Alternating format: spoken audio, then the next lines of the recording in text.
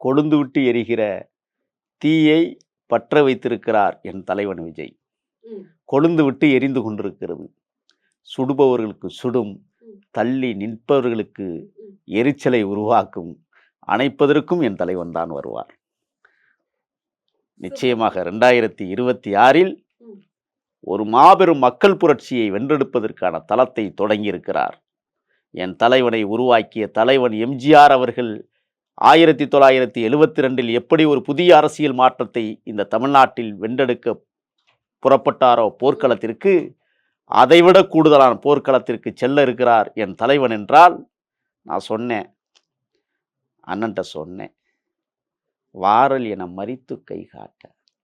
கூடல் மாநகரில் கோவலனும் கண்ணகியும் கால்நடையாய் கடந்து செல்லுகிற போது இளங்கோவடிகள் எழுதுவார், இயற்கையாகவே அசையப்படுகிற கொடியானது கோவலனையும் கண்ணகியையும் பார்த்து மீன்குடி சொன்னதாம், வாரல் என மறித்து கை காட்ட.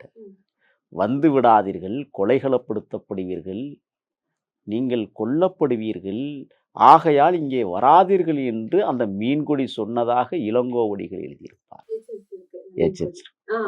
எச்சரித்த மீன்கொடியை, காற்றில் அசைந்த மீன்கொடியை என் தலைவன் விஜய் அவர்கள் கூடல் மாநகருக்கு போகிற போது வாருங்கள் பாதுகாப்பு தருகிறேன் என்று சொன்னது.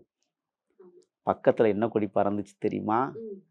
வாகையும் யானையும் பொருந்திய சிவப்பு மஞ்சள் கொடியை பார்த்து மீன்கொடி சொன்னதாம், நான் நீருக்குள் வாழ்கிறவன், நீ நிலத்தில் வாழ்கிறவன், உன்னை ஒரு நாளும் என்னை வெல்ல முடியாது என்று மீன்கொடி வாகை கொடியை பார்த்து சொல்லுவதைப் போல நான் உணர்கிறேன். அண்ணா, நீங்கள் கூடல் மாநகருக்கு போகிற போது பத்திரமாக செல்லுங்கள், கொலைகள அமைச்சர்கள் கொடுங்கோளர்கள் அங்கே இருக்கிறார்கள் என்று சொன்னேன்.